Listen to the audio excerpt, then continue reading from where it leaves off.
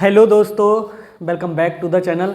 और उम्मीद करते हैं कि हमने जितने भी वीडियोस बनाए हैं आपको सब अच्छे लग रहे होंगे और उनको सही से आपने देख लिया होगा, समझ लिया होगा, पढ़ाई करने में कहीं ना कहीं इनसे आपको सहयोग मिल रहा होगा। और इसी क्रम में आज मैं बहुत इंपॉर्टेंट एक टॉपिक आपको लेकर के आया हूँ जिसका नाम है देसी बैंकर। देसी बैंकर का मतलब है, इसे अंग्रेजी में कहते हैं इंडिजेनुअस बैंकर। जो इंडिजेनुअस बैंकर जो होते हैं वो आपने देखा होगा कि हर जगह पर लगभग में मिल ही जाते हैं और इनके सहयोग से, इनके द्वारा दी गई मदद से जनता बहुत अपना काम चलाती है, क्योंकि इनके लेन देन का जो समय है वो निश्चित नहीं होता है और ये सहयोग के लिए ही बैठे हुए होते हैं। तो ये जो चैप्टर है बहुत इंपॉर्टेंट है और 10th में तो ये आता ही आता है। और इस पूरे चैप्टर को समझने के बाद इससे कोई भी ऐसा टॉपिक नहीं बचेगा जो आपको ना आ रहा हो। तो ज़रा ध्यान से समझेंगे इस चैप्टर के लिए। और इससे पहले की जो वीडियोस हैं आप मेरे प्लेलिस्ट में जाइए, हर चैप्टर की आपको एक से एक इम्पोर्टेंट और बढ़िया सरल लैंग्वेज में वीडियो आपको मिल जाएगी।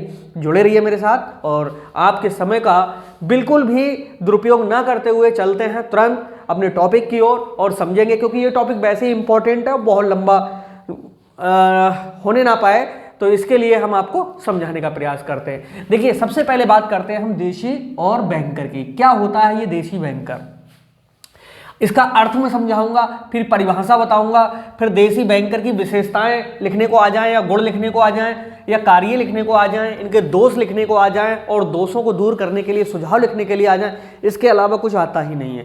मैंने सारा का सारा जितना व्हाइट बोर्ड पर लिख सकता था दोस्तों आपके लिए मैंने लिखा है, तो जरा समझेंगे। कॉपी पेन लेकर के आप बैठा करिएगा, अगर कॉपी पेन नहीं है तो डाउनलोड करके और इसको सुना करिएगा, क्योंकि जितना सुनने से और देखने से समझ में आता है उतना पढ़ने से समझ में नहीं आता है। ये परमानेंट है, ठीक है। अगर इसको आप देख लेंगे तो परमानेंटली आपको आ जाएगा। आइए समझते हैं।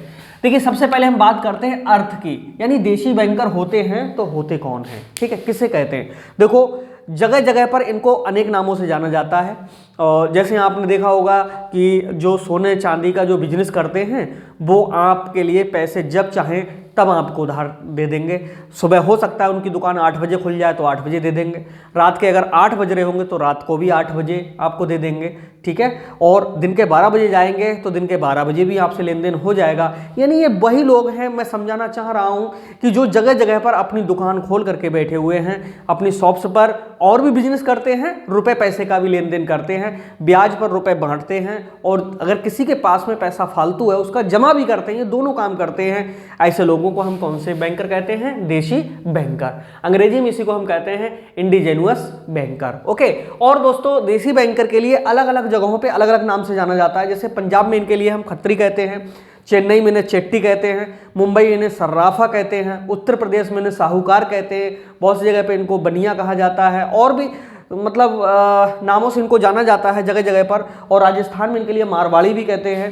तो इस तरह से इनके अनेक नाम हैं, लेकिन ये हैं वही लोग जो किसी न किसी व्यक्तिगत फर्म को खोल करके या अपने व्यक्तिगत व्यापार के साथ में ये रुपए पैसे का जो लेन देन करते हैं, उन्हीं को हम कौन सा बैंकर कहते हैं? देशी बैंकर।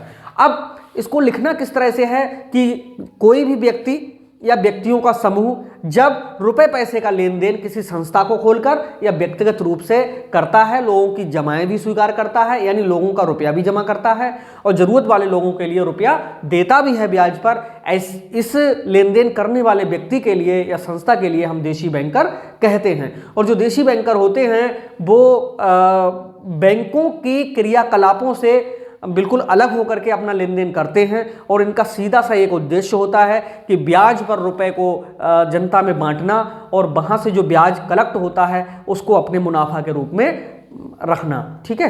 तो ऐसे लोगों को हम क्या कहते हैं? ऐसी संस्थाओं को हम देशी बैंकर कहते हैं। उम्मीद है आप समझ में आ गया होगा आपका। बहुत ज़्यादा टाइम यहाँ पर हम नहीं लगाएंगे समझाने में इसके अर्थ में, क्योंकि अर्थ इसका इजी है, लगभग सब लोग जानते ही हैं, ठीक है। आपने जो गिरवी गाठे का काम करते हैं उनके बारे में अच्छे से समझ ही रखा होगा। तो ये तो हो गया हमारा क्या? देसी बैंकर। अब देसी बैंकर में गुण कौन कौन, इसकी परिभाषा भी लिखने के लिए आती है। दोस्तों, परिभाषा एक ही रटिएगा, क्योंकि कई कई परिभाषाओं को पढ़ने के बाद में आप भूल जाएंगे, आप उतना नहीं कर पाएंगे। और मेरा मकसद है कि कोई भी टॉपिक जो इंपॉर्टेंट है उसका अर्थ उसकी परिभाषा, उसके गुण, दोष, महत्व, सारी चीज़ें हमें आनी चाहिए, क्योंकि हमने एक बीड़ा को उठाया है कि हम बिल्कुल टॉप बन करके दिखाएंगे। तो आप जुड़े रहिए मेरे साथ और लगे रहिए। पढ़ाई का कोई टॉपिक ऐसा नहीं छूटना चाहिए जो एग्जाम की दृष्टि से इंपॉर्टेंट हो और उसका कोई भी पार्ट छूट जाए। ओके, हम सारे पार्टों को लेकर के चलेंगे और वो भी बहुत ही सरल लैंग्वेज में। अच्छे नंबर लाने के लिए जितनी ज़्यादा हेडिंग्स होंगी उतना ही आपके लिए कवरेज ज़्यादा मिलेगा, यानी पेज आपका कवर ज़्यादा हो जाएगा और आपकी मार्किंग भी अच्छी आएगी। ओके, चलते हैं। परिभाषा के लिए मैंने एक परिभाषा यहाँ पर लिख दी है और ये जो परिभाषा है वो भारतीय केंद्रीय बैंक जांच समिति ने 1929 ईस्वी में दी थी। ठीक है, बस एक परिभाषा को यहाँ पर रट लीजिए, बहुत दो परिभाषाएं आप लिख दीजिए। वैसे अगर अर्थ लिखा हुआ है, एक डेफिनेशन लिखी हुई है तो समझ लीजिएगा कि काम आपका चल जाएगा। ठीक है, और परिभाषाएं 4-5 याद मत करिएगा, सिर्फ 1 या 2 याद करिएगा, क्योंकि परिभाषा में एक भी शब्द इधर का उधर नहीं करना चाहिए, क्योंकि किसी की कही हुई बात को हमें वैसे ही वहां पर लिखना होता है। ओके, तो यहां पर देसी बैंकर वह व्यक्ति या व्यक्तिगत फर्म है जो जमाओं को स्वीकार करती है, हुंडियों में व्यापार करती है अथवा ऋण देने का कार्य करती है। ये ऐसी जो फर्म या व्यक्ति होता है उसे हम क्या कहते हैं? देसी बैंकर कहते हैं। फिर से समझेंगे, इसके लिए जो परिभाषा है इसकी वो डबल इनवर्टेड कामा में लिखी हुई है कि देसी बैंकर वह व्यक्ति या व्यक्तिगत फर्म है। देखो, व्यक्ति भी हो सकता है और व्यक्तिगत क्या हो सकती है? फर्म। फर्म तो आप जानते ही होंगे, कोई व्यक्ति जब अपनी बिजनेस के लिए कोई नाम दे करके और किसी स्थान पर बैठता है तो उसकी क्या कहलाती है? फर्म कहलाती है। जो जमाओं को स्वीकार करती है, यानी चाहे व्यक्ति हुआ या फर्म हुई, जमाओं को स्वीकार करने का मतलब है जनता का पैसा स्वीकार करना। हुंडियों में व्यापार करती है। हुंडी क्या चीज होती है? हुंडी जो है उड़िया भाषा में लिखी जाती है। 1 नंबर में ये कई बार पूछा भी गया है। हुंडी होती है कि उधार जो पैसा हमने किसी को दिया है तो उसका प्रमाण के रूप में लिखना, ये चीज क्या होती है? हुंडी कहलाती है। हुंडियों में व्यापार करती है अथवा ऋण देने का कार्य करती है। ठीक है, ऐसे व्यक्तिगत फर्म को या व्यक्ति को हम क्या कहते हैं? देसी बैंकर कहते हैं। उम्मीद है पूर्ण रूप से आपके समझ में आ गया होगा कि देसी बैंकर तो भाई ये चीज हो गई। अब हम बात करते हैं इसकी। देखो, या तो विशेषताएं लिखने के लिए आती हैं या गुण लिखने के लिए आते हैं। तो गुण विशेषताएं दो में से दोनों नहीं पूछे जाते, एक ही पूछा जाता है। और गुण कहें या विशेषताएं कहें वो बात एक ही है। तो इसलिए मैंने इसके आपके लिए 15 हेडिंग्स यहाँ पर समझाई हैं। उम्मीद है बहुत ही सरल हेडिंग्स हैं, आप टोटल समझ लेंगे, बस समझिएगा। देखो, देसी बैंकर जो होते हैं उनका कारोबार जो होता है एक निश्चित स्थान पर होता है, हमारे घर के आसपास ही होते हैं, यानी बहुत ज़्यादा दूर पे नहीं होते हैं, और ये एक दूसरे से जान पहचान भी रखते हैं। तो इन सब बातों को समझते हुए हम क्या करेंगे? इनके गुणों के लिए समझते हैं दोस्तों। ठीक है, गुणों और विशेषताओं को। सबसे पहले होता है इनका गुण होता है स्थानीय व्यक्ति, यानी जो देसी बैंकर होता है, जो देसी फर्म होती है, वो क्या होती है? अपना जो बिजनेस है पास ही पड़ोस में मतलब स्टार्ट करती है, अपने गांव में सही या अपने कस्बे में सही, या जहां पर कोई मतलब अड्डा ऐसा हो जहां पर छोटी छोटी दुकानें लगना शुरू हो रही हो, ऐसे स्थान पर। तो जो व्यक्ति होता है मोस्टली उसी क्षेत्र का होता है। तो पहली हेडिंग में हम कह सकते हैं कि ये जो व्यक्ति होता है वो कैसा व्यक्ति होता है? स्थानीय व्यक्ति। स्थानीय व्यक्ति का मतलब है आसपास के स्थान का व्यक्ति होता है। ओके, दूसरा है व्यक्तिगत जान पहचान। देखिए, दूसरा जो गुण होता है देसी बैंकर में वो ये भी होता है कि इनकी जो जान पहचान होती है वो कैसी होती है? व्यक्तिगत। यानी आपने देखा होगा कि सुनार इत्यादि जो होते हैं, सोने चांदी का व्यापार करते हैं, तो लोग क्या है उनकी दुकान पर जान पहचान की वजह से ही जाते हैं। वहां से गोल्ड भी परचेज करते हैं, रुपए लेना होता है उधार रुपए भी लेते हैं, कोई चीज गिरवी डालनी होती गिरवी भी डालते हैं। ठीक है, और उधार जो भी लेन देन चलता है तो देखिए बाहर का व्यक्ति तो दोस्तों करेगा नहीं, वही व्यक्ति करेगा जो जान पहचान का होगा। ओके, तो देखिए स्थानीय व्यक्ति होता है और व्यक्तिगत क्या होती है? लेन देन करने वालों से जान पहचान।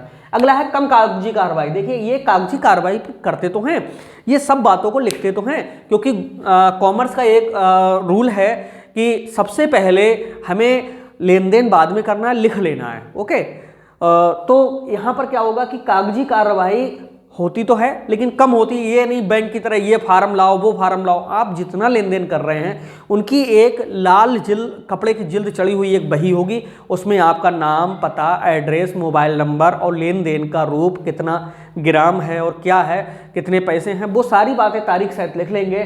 लेकिन उनकी कार्रवाई जो होगी वो आपसे बहुत ज़्यादा नहीं कराएंगे। ठीक है, तो इस तरह से बहुत आपसे दस्तखत अंगूठा ले लेंगे। ठीक है, और कोई बात अगर लिखवानी होगी तो लिखवा लेंगे। तो इस तरह से इनकी जो कार्रवाई होती है कागजी, वो दोस्तों कैसी होती है? कम होती है। ओके, उम्मीद है समझ में आ रहा होगा कि स्थानीय व्यक्ति होते हैं, व्यक्तिगत इनकी जान पहचान भी होती है, कम कागजी कार्रवाई होती है। अगला है भारतीय बही खाता प्रणाली का प्रयोग। देखिए यहाँ बहुत लंबी वरना हेडिंग हो जाती, यहाँ पर लिख लेंगे भारतीय बही खाता प्रणाली का प्रयोग। ये जो होते हैं वो आज भी भारतीय बही खाता प्रणाली का प्रयोग करते हैं। इनका जो पन्ना होता है उसके ऊपर लिखा जाता है श्री गणेश जी सदा सहाय मिति वैशाख शुक्ल, जो भी होता है, ठीक है, ऊपर से लिखते हुए चले जाते हैं और तारीख और दिन भी लिखा जाता है ऊपर पन्ने पे, और लाला जी का नाम भी लिखा जाता है कि लाला रामदयाल या श्यामलाल की कच्ची रोकड़ बही, पक्की रोकड़ बही, जो भी है, मतलब जो बही वो बना रहे होते हैं, ठीक है। तो इस तरह से आज भी भारतीय बही खाता प्रणाली के अगर दर्शन होते हैं तो इन्हीं देसी बैंकर के यहाँ पर होते हैं। अगला है लेन देन का कोई समय नहीं। सबसे अच्छी बात यह है, अगर आपके लिए दोस्तों ज़रूरत जिस टाइम पड़े आप लाला जी के पास में जाइए, देसी बैंकर के पास में जाइएगा, ठीक है, और तुरंत वहाँ से अपना लेन देन कर लीजिएगा, ठीक है, क्योंकि इनकी जो कार्य प्रणाली है वो सुबह जल्दी अपनी फर्म को खोल लेते हैं और रात 9 बजे तक, 10 बजे तक, और अच्छे अच्छे शहरों में तो हो सकता है दोस्तों और लेट तक ये खोलते हों, ठीक है। ये मतलब डिपेंड करता है वहाँ की लोकेलिटी पे, ठीक है, वहाँ की कैसी स्थिति है। अगर गांव में चले जाएंगे तो रात के 12 बजे भी अगर आपको ज़रूरत पड़ रही तो उनका घर खटखटाइए और वहाँ से भी लेन देन हो सकता है। यही कारण तो है दोस्तों इनको लोग छोड़ नहीं पा रहे हैं। आज भी हमारा समाज इनको क्यों नहीं छोड़ पा रहा है? क्योंकि इनसे समस्या के समय पे, इमरजेंसी के टाइम पे बहुत जल्दी मदद मिलती है, ठीक है। अगला है गोपनीयता बनाए रखना। ये जितना भी लेन देन करते हैं सबका सब कैसा रखते हैं? गोपनीय रखते हैं। ये किसी को बताते नहीं है कि नहीं हमारा जो है उस पर उतना रुपया है या उसने उतना उधार लिया है, ठीक है। यानी जो भी लेन देन है वो कैसा रहता है? गोपनीय रहता है, ठीक है। इसके बाद में अगला है कम पूंजी से व्यापार। देखिए क्योंकि ये इनका व्यक्तिगत मामला होता है, व्यक्तिगत फर्में होती हैं, तो जरूरी नहीं है कि इनके पास में कंपनियों जैसी बहुत ज़्यादा पूंजी होती हो, ठीक है। और ऐसा भी नहीं कि बहुत कम पूंजी होती, बहुत ज़्यादा रुपए वाले भी लोग हैं जो इस बिजनेस में उतरे हुए हैं, और बहुत कम पैसा वाले भी लोग ऐसे हैं जो इस काम को करते हैं, ठीक है। अगला है व्यापार हेतु व्यवहार। और इनका क्या होता है, ये रुपए पैसे का ही लेन देन नहीं करते हैं, बल्कि रुपए पैसे के लेन देन के साथ साथ में कोई ना कोई बिजनेस भी शुरू कर लेते हैं और अपने व्यवहार को इतना अच्छा बनाते हैं कि जो लोग हैं वो व्यापार के लिए भी लगभग इन्हीं के पास में जाने का प्रयास करते हैं। क्यों? क्योंकि इनके अपने व्यवहार के बल पर ही इनका बिजनेस ग्रो करता है। फिर रुपए पैसे का लेन देन जब पूरा हो गया तो उन्होंने साथ में क्या हुआ कि कोई बिजनेस भी शुरू कर दिया। जैसे यही कारण है कि सोना चांदी का जो व्यापार करते हैं वो अधिकांश लोग जो हैं वो गिरवी गांठ का भी काम करते हैं, यानी देसी बैंकर के भी समस्त कार्यों को पूरा करते हैं। अगला है सीमित कार्य क्षेत्र। इनका जो कार्य क्षेत्र होता है दोस्तों वो सीमित होता है। सीमित का मतलब होता है एक निश्चित एरिया में ही अपना काम करते हैं। ये नहीं है कि ये रह रहे कहीं और बाहर अनजान व्यक्ति दूर के लिए मतलब अपने जो सेवाएं हैं वो दे रहे हों, ठीक है। तो इस तरह का नहीं, इनका जो कार्य क्षेत्र होता है वो कैसा होता है? सीमित होता है। और सीमित भी कहाँ? एक गाँव, पास पड़ोस के गाँव, या एक मोहल्ला, एक शहर, एक कस्बा, ठीक है, बहुत एक डिस्ट्रिक्ट, ठीक है, इस तरह का। और अगर कोई जान पहचान का कस्टमर है कोई बाहर का तो वो खुद चल करके आएगा और बिजनेस करेंगे। ऊंची ब्याज दर। देखिए इनका एक गुण ये भी है कि इनकी जो ब्याज दर होती है वो संभवतः ऊंची होती है, ठीक है। और ऊंची ब्याज दर होने के कारण लोग तभी इनके पास में जाते हैं जब थोड़े से टाइम के लिए पैसा इनको चाहिए होता है, कम ही मात्रा में लगभग में चाहिए होता है। कई तरह के व्यापार, ये हम ऊपर भी आपको बता चुके हैं कि इनके जो बिजनेस होते हैं वो भी कितने प्रकार के होते हैं? कई प्रकार के होते हैं। मान लीजिएगा कि जो रुपए पैसे का लेन देन है वो तो चल ही रहा है, उसके साथ में कपड़े का बिजनेस, सोने चांदी का बिजनेस, ठीक है, मशीनरी का बिजनेस और भी बहुत सारी चीज़ों का बिजनेस, ठीक है, ये स्टार्ट कर देते हैं। अगला है पैतृक व्यवसाय। अधिकांशतः मैंने ये देखा है कि दोस्तों, और आपने भी देखा होगा कि जो देसी बैंकर का कार्य करते हैं उनके जो आने वाली पीढ़ी है वो भी वही काम करती है, ठीक है। यानी जिनके घर पर सोने चांदी इत्यादि का बिजनेस हो रहा होता है तो उनके बच्चे भी लगभग उसी में चले जाते हैं, ठीक है। देसी बैंकर का जो काम कर रहे होते हैं, रुपया पैसा को गिरवी उठाने का काम जो कर रहे होते हैं, लगभग उनकी आने वाली जो पीढ़ी है दोस्तों वो भी वही काम करती है। और ये आपने भी खूब अच्छे से देखा होगा, क्योंकि जो व्यवसाय है वो पैतृक दर पैतृक आगे बढ़ता रहता है, क्योंकि उसमें क्या होता है, नए कस्टमर को खोजने की ज़रूरत कम पड़ती है, क्योंकि जो हमारे पूर्वज हैं उन्हीं की जान पहचान के जो कस्टमर्स होते हैं वो दुकान पर आते रहते हैं, फर्म पर आते रहते हैं। अगला है अलग अलग कार्य प्रणाली। देखिए इनका ये एक सबसे बड़ा गुण है कि हर देसी फर्म वाले की जो कार्य प्रणाली है, लेन देन का तरीका है, लिखने का तरीका है, वो सबका अलग अलग होता है, ठीक है। किसी का एक जैसा नहीं होता है, ठीक। वो अपनी मर्जी से जैसा चाहें वैसा मतलब लेखांकन को अपनाते हैं, ठीक है। अगला है ऋण देने के तरीके। और इनके जो ब्याज देने के लोन देने के जो तरीके होते हैं वो भी अपने अपने होते हैं। बहुत से जो देसी बैंकर होते हैं बिना गिरवी कोई चीज़ रखे हुए पैसे नहीं देते हैं। बहुत से ऐसे होते हैं जान पहचान के आधार पर ही पैसे देते हैं। बहुत से व्यापारी ऐसे होते हैं जो ऋण तो देते हैं लेकिन किसी अन्य व्यक्ति को गारंटर बनाते हैं कि भाई इन्हें पैसे दे दें या नहीं दे दें, वो नहीं देंगे तो आपको देना पड़ेगा। इसके बाद में संकट के साथ ही इनका सबसे बड़ा गुण है कि संकट के समय में ये बिना जमानत के ऋण दे देते हैं। ठीक है, बस व्यक्ति पर विश्वास हो, भरोसा हो। अब आप कहो कि नहीं हमें तो शराब पीने के लिए पैसे चाहिए, तब थोड़ी नहीं दे देंगे, लेकिन अगर संकट का समय है तो ये सबसे ज़्यादा आगे सहयोग करने की भावना रखते हैं। ऐसा हमने देखा भी है और आपने भी महसूस किया होगा। तो ये सारे गुण थे किसके, देसी बैंकर के। उम्मीद है आपने ये समझे, एक बार इनको और समझ लेते हैं, बहुत इंपॉर्टेंट है, ये एग्जाम में आना ही आना है। ओके, तो और एक दोस्तों, कॉमर्स किसे कहते हैं, अगर वो चीज़ अगर आपने समझ ली होगी तो ये सारी चीज़ें पहले से ही आपको बहुत अच्छे से समझ में आएंगी। ठीक है, कॉमर्स को समझना बहुत ज़रूरी है। अगर अभी तक ना देखा हो, हमारी प्लेलिस्ट में जाइए और वहाँ से आप देख लीजिएगा कि कॉमर्स है तो है क्या। ठीक, स्थानीय व्यक्ति का होना, स्थानीय वो व्यक्तिगत जान पहचान होना, कम कागजी कार्रवाई होना, भारतीय बही खाता प्रणाली का प्रयोग, लेन देन का कोई समय नहीं, यानी जब चाहो तब उनसे लेन देन कर लो। रास्ते में जा रहे हैं फिर भी पैसे की जरूरत है तो वहीं से उधार ले लो, लौट के जा करके वो लेखांकन हो जाएगा, ये ऐसा भी कर लेते हैं। ठीक है, गोपनीयता बनाए रखते हैं, कम पूंजी से व्यापार होता है, व्यापार हेतु व्यवहार अच्छा बनाते हैं। इनका जो व्यवहार होता है वो मधुर व्यवहार होता है, तभी तो जनता इनके यहाँ पहुँचती है, वरना नहीं पहुँचेगी। सीमित इनका कार्य क्षेत्र होता है, ऊंची ब्याज दर होती है, कई तरह के इनके व्यापार होते हैं, पैतृक व्यवसाय करते हैं, अलग अलग इनकी कार्य प्रणाली होती है, ऋण देने के भी यानी अलग अलग तरीके हैं, संकट के समय में ये साथ दे देते हैं। तो ये थे इनके गुण। अब गुण के साथ में हम देखते हैं दोस्तों इनका कार्य है। अब इनका कार्य कौन सा है दोस्तों, इससे आना तो 100% है और सबसे ज़्यादा आने की जो उम्मीद है वो अर्थ, गुण और कार्य। और कार्य के साथ में दोष भी पूछ लिए जा सकते हैं। ठीक है, तो दोष अगर पूछे और सुझाव पूछे तो हो सकता है कि गुण ना पूछें आपसे, फिर इधर का पूछ ले, लेकिन 100% बोर्ड परीक्षा में ये टॉपिक रखा हुआ है। कितने अच्छे से तैयार कर लो ये आप पर डिपेंड करता है। ओके, वैसे मैंने बहुत अच्छे से हेडिंगों को लिखा है और सरल भी आपको लिखी हैं हेडिंगें, देखेंगे। धन जमा करना, इसके बारे में सब लोग लिख सकते हैं कि ये जो देसी बैंकर होते हैं जनता का जो फालतू धन होता है उसको अपने पास जमा करते हैं और जितना जमा करते हैं उसकी एक रसीद दे देते हैं या पासबुक जैसी बना देते हैं।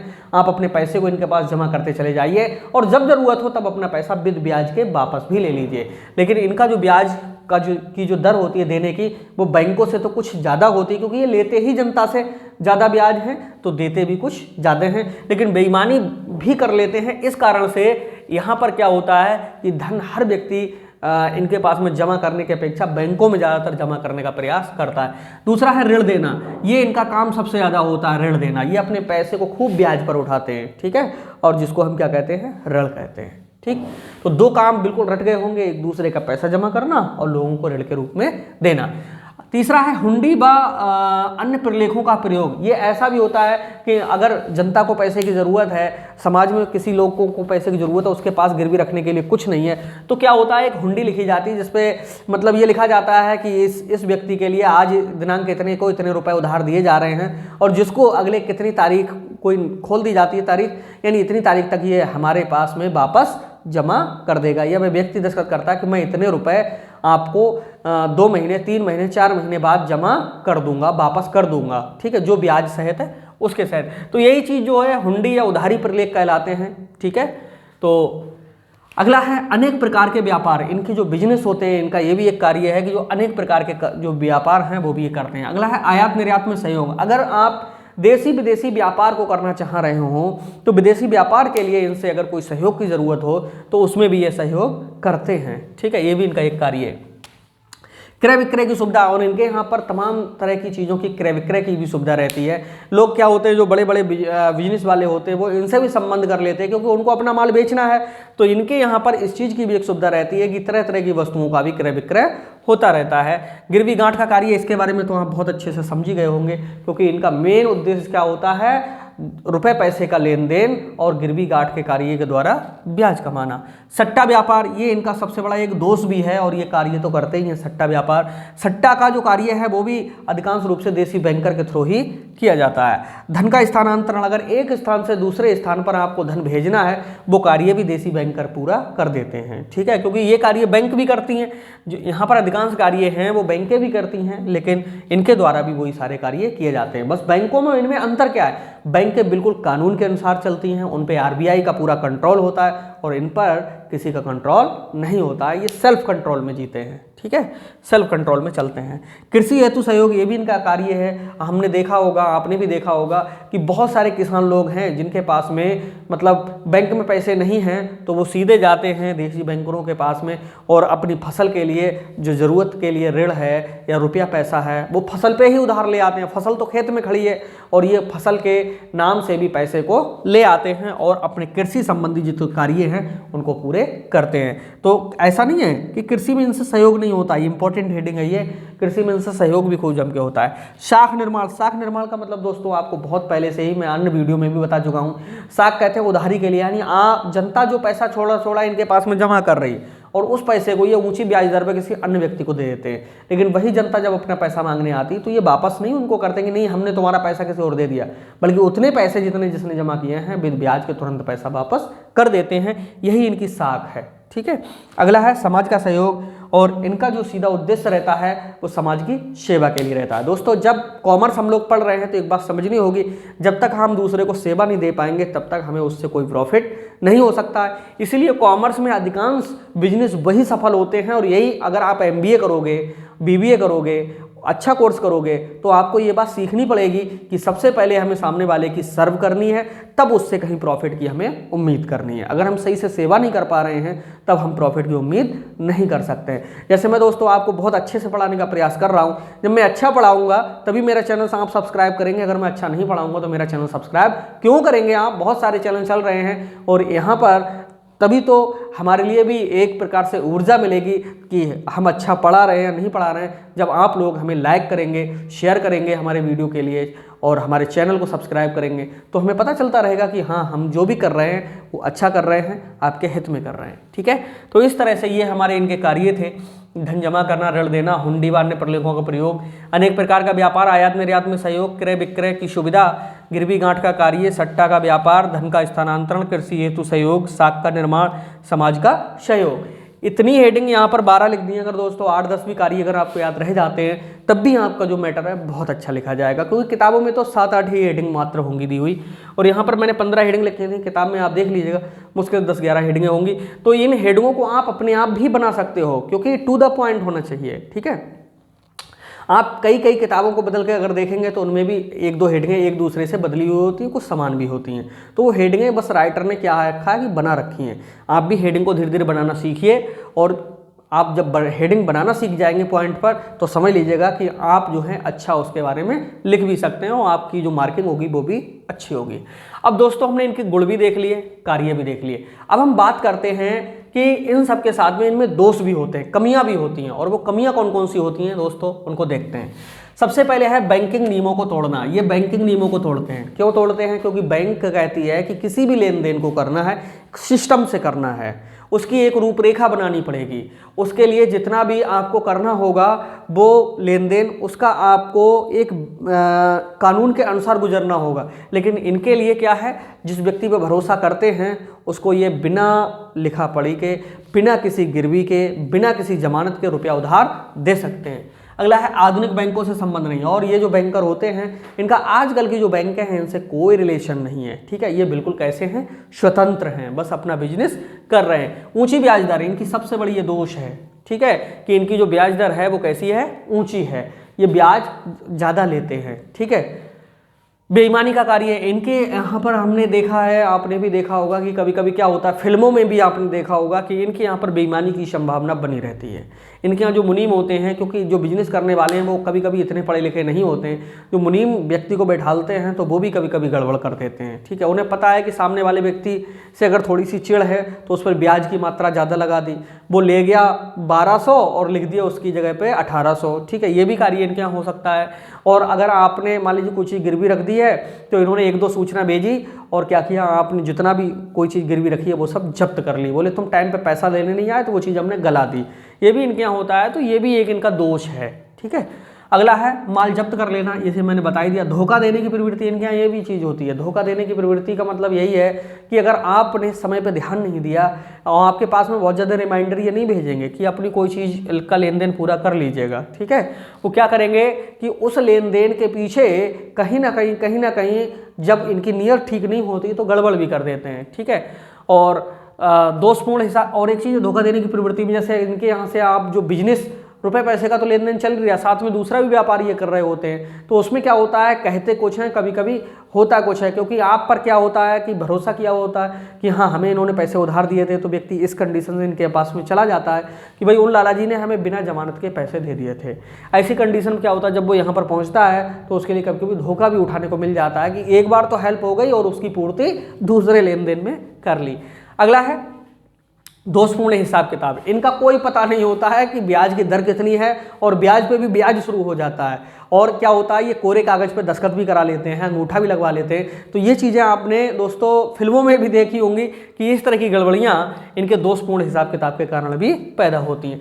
सामाजिक बुराइयों में साथ, अगर कोई व्यक्ति मान लीजिएगा कि समाज से हट करके भी काम करता है, उसके लिए भी ये पैसे दे देते हैं। जैसे मान लीजिएगा चरस का सेल करना है, किसी को शराब पीना है, ठीक है, जुआ खेलना है, ठीक, सट्टा लगाना है, ऐसे कामों के लिए इनको कोई मतलब नहीं। इनको तो सीधे पैसे उधार देने हैं और जमा बाद में कर लेने हैं विद इंटरेस्ट के। ठीक है, समाज में क्या काम कर रहे हैं क्या काम नहीं कर रहे हैं इससे कोई फर्क नहीं पड़ता है।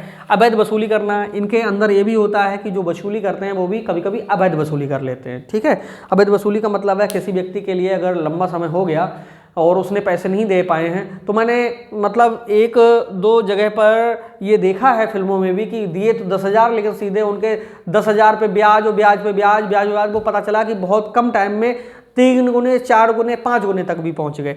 तो ये क्या है, अवैध वसूली है एक प्रकार से। ठीक है, जनता व समाज में भय, देखिए ये भी होता है। जो साहूकार होते हैं, देशी बैंकर होते हैं, उनका भय भी जनता में बना हुआ होता है कि भैया इनसे झगड़ेंगे तो हम नुकसान में रहेंगे, इसलिए व्यक्ति क्या होता है नुकसान उठा लेता है, लेकिन इनसे ज़्यादा मतलब लड़ाई झगड़े की प्रवृत्ति में नहीं पड़ता है। ओके, अगला है कोरे कागज पर हस्ताक्षर। ये भी इनकी एक देखी जाए तो कमी है, दोष है। ये कभी कभी कोरे कागज पे भी हस्ताक्षर करा लेते हैं। पैसे तो उधार दे रहे हैं, एक प्रकार से एहसान भी कर रहे हैं कि नहीं हम तुम्हें बिना जमानत के ये पैसा दे रहे हैं, लेकिन ऐसी कंडीशन के बावजूद भी कभी कभी ये होता है कि पैसा तो उधार इन्होंने दे दिया लेकिन पता चला कोरे कागज पर हस्ताक्षर करा लिए। अब क्या पता पैसे को लेने के बाद में अगर सामने वाला नहीं चुका पा रहा है तो उसके कितने लिखें।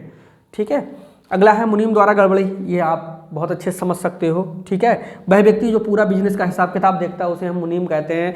अब आज के समय में इस मुनीम के जगह पर अकाउंटेंट लोग बैठने लगे, जो हमारे कॉमर्स पढ़े हैं वो इतनी गड़बड़ी नहीं करते हैं, क्योंकि वो क्या है पूरा इंटरेस्ट कितना हुआ एक सिस्टम से चलते हैं। और अब कंप्यूटर आ गया है, तब से इन लेन देन की इन मुनीमों की छुट्टी भी होने लगी है। हमारे कॉमर्स पढ़े हुए स्टूडेंटों को वहाँ पर बिठा दिया जाता है। उससे क्या होता है कि वो बिल्कुल काम कैसा करते हैं, एक्यूरेट करते हैं, बिल्कुल मतलब पढ़े लिखे व्यक्ति के जैसा ही पूरा चलता है। ठीक है, अगला कम शिक्षित होना। इनका एक सबसे बड़ा दोष ये भी था कि जो देसी बैंकर थे वो पढ़े लिखे भी कम हुआ करते थे। अगला है स्पष्ट कार्य प्रणाली ना होना। इनके जो कार्य करने के तरीके हैं वो स्पष्ट ही नहीं है। ठीक है, किसी व्यक्ति पे कोई नियम तो किसी दूसरे व्यक्ति पे कोई नियम, यानी एक से नियम किसी पर लागू नहीं। जान पहचान है तो कोई बात नहीं है, पैसे ऐसे ही विश्वास पे दे देंगे, और जान पहचान नहीं है तो 10,000 का कोई सोना लेकर के जा रहा है तो उसे 4,000 3,000 2,000 दे रहे हैं। ठीक है, तो ये भी स्पष्ट कार्य प्रणाली इनकी नहीं होती। अवैध व सट्टा का कार्य ये भी इनके द्वारा किया जाता है। तो ये इनके दोष थे दोस्तों। ये जितने भी दोष हैं मैंने तो यहाँ 15 लिख दिए हैं। इन दोषों को आपने अच्छे से समझा, और ये कभी कभी पूछ लिया जाता है कि इनके दोषों को दूर करने के लिए आपके क्या सुझाव हैं। तो ये देखिए, अब जो पेपर बन रहा है दोस्तों, अब जो पेपर बनाता है, पेपर सेटर जो होता है, वो ये भी जानना चाहता है कि जो हम जिसकी परीक्षा ले रहे हैं उस व्यक्ति के अंदर कितना ज्ञान है। तो ऐसे प्रश्नों में ये बहुत जल्दी पूछ लेते हैं कि बैंकों वाले जो क्वेश्चन थे उनमें बैंकों के सुधार के लिए आपके क्या सुझाव हैं। यहाँ पर देसी बैंकर की बात कर रहे हैं ये, यानी साहूकार इत्यादि की, तो इनकी कमियों को कैसे दूर किया जा सकता है ये आपके विचार जानना चाहते हैं। ठीक है, तो देखिए इनमें कैसे दूर किया जा सकता है। पहला है ब्याज दर को सही रखना। इनकी जो ब्याज दर है वो कैसी होनी चाहिए, सही होनी चाहिए। सही का मतलब है ना कम होनी चाहिए बहुत, ना ज़्यादा होनी चाहिए। यानी एक व्यक्ति जो परेशान है वही तो ब्याज पे पैसा लेगा, तो वो जब अपने संकट से मुक्त हो जाए या जिसकी आवश्यकता पूरी हो जाए वो आराम से पैसे वापस कर दे। इतनी हिसाब किताब का इतना तरीका अच्छा होना चाहिए और ब्याज की दर भी इनकी मतलब मीडियम होनी चाहिए। हिसाब किताब को सरल रखना, यानी कि इनका जो हिसाब किताब है, ब्याज लगाने का तरीका है वो स्पष्ट होना चाहिए, पहले से ही पता होना चाहिए। अगला है खातों की जांच। अगर इनसे वास्तव में सही से सेवा लेनी है तो जैसे बैंकों का ऑडिट होता है, कंपनियों का ऑडिट होता है, अदर जो संस्थाएं व्यापार कर रही होती हैं उनका ऑडिट होता है, तो इनका भी ऑडिट होना चाहिए। ऑडिट का मतलब होता है खातों की चेकिंग, जांच पड़ताल। अगला है बैंकों से संबंध। इनको कनेक्ट कर दिया जाना चाहिए, किससे, बैंकों से। यानी आप जो लेन देन कर रहे हो तो उसका पूरा ब्यौरा बैंकों की तरह ही होना चाहिए। ठीक है, आरबीआई का नियंत्रण। दोस्तों अगर ये चीज़ हो गई, आरबीआई का नियंत्रण अगर इन पे हो गया तो समझ लीजिएगा कि इनकी बहुत सारी कमियां हैं, बहुत सारे जो दोष हैं वो स्वतः खत्म हो जाएंगे। ठीक है, तो ये अगर आप ये सुझाव अगर लिख के आते हैं देन ये हेडिंगें बहुत अच्छी आपके लिए मार्किंग कराएंगी। ठीक है, अगला है कार्य प्रणाली एक जैसी। ये भी होना चाहिए, इनको रूल्स में बांध देना चाहिए कि तुम जितने भी देसी बैंकर हो सब एक जैसे नियमों का पालन करोगे। ठीक है, अच्छे कार्य हेतु ऋण, ये भी इनको अगर सुधार करना है तो अच्छे कामों के लिए ऋण देना चाहिए। जैसे हमारे स्टूडेंट हैं, शिक्षा ग्रहण करना चाह रहे हैं और कम पैसे के अभाव में अगर शिक्षा ग्रहण नहीं कर पाते हैं तो उनके लिए इनको कम ब्याज दर पे क्या देना चाहिए, लोन देना चाहिए। ठीक है, अगला है लाइसेंस की जरूरत। इनके ऊपर लाइसेंस प्रणाली लगा देनी चाहिए, यानी वही व्यक्ति ये लेन देन कर पाएगा जो लाइसेंस रख रहा होगा और उसको क्या भय होगा कि अगर मैं गड़बड़ करूंगा, मैं सही से लेन देन नहीं करूंगा तो मेरा लाइसेंस जब्त हो जाएगा। ठीक है, अगला है आंकड़ों का प्रकाशन। इसमें क्या होता है कि इनका भी जो डेटा है उसको जनता के सामने रखना चाहिए कि इस देसी बैंकर ने पूरे वर्ष भर में कितना लेन देन किया, उससे क्या मुनाफा हुआ और उस पैसे के लिए कितना सदुपयोग में लाया गया। ठीक है, अगला है ऋण की वसूली का सही तरीका, यानी जो पैसे वसूलने का तरीका है वो भी कैसा होना चाहिए, सही होना चाहिए। ऐसा नहीं कोई व्यक्ति परेशान हो तो उसका घर नीलाम कर रहे हैं या घर छीन रहे हैं, उसकी ज़मीन जायदाद, ये सब चीज़ों को छीन रहे हैं, ये नहीं होना चाहिए। सामाजिक व्यवहार, इनके अंदर समाज के प्रति भी व्यवहार अच्छा होना चाहिए। अच्छा लेखाकार और इनके लिए एक अच्छा लेखाकार भी देना चाहिए। दोस्तों ये इन सारी बातों को आपने बहुत अच्छे से समझा होगा जिन्होंने वीडियो लास्ट तक देखा है। उम्मीद है इसका पूरा जो टॉपिक है मैंने जो समझाया है बहुत अच्छे से समझ में आया होगा और आप लिख भी देंगे। समझ लो ये वाले नंबर तो आपके पक्के 100%, क्योंकि ये जो क्वेश्चन है सरल भी है। ठीक है, अच्छा है, इंपॉर्टेंट है, लेकिन ये सरल भी है और सरलता के साथ साथ में हर साल इसमें से कुछ ना कुछ आता जरूर है। और जो आने वाले टॉपिक हैं बस वो यही थे, अर्थ, परिभाषा, गुण, दोष, कार्य, ठीक है, और दोषों को दूर करने के लिए सुझाव। कमियां लिख करके आ जाए चाहे दोष लिख करके आ जाए, दोस्तों बात एक ही है। तो अभी आपने जो इतने ध्यान से समझा, आपका बहुत बहुत आभार और मिलते हैं हम नेक्स्ट वीडियो में। दोस्तों हमारे इस चैनल को अगर सब्सक्राइब ना किया हो तो ज़रूर कर लीजिए, क्योंकि आगे पूरा कॉमर्स का हर क्लास का सिलेबस आपको हमारे चैनल पर मिलेगा और वो भी इसी तरह से। तो मिलते हैं नेक्स्ट वीडियो में, बाय बाय।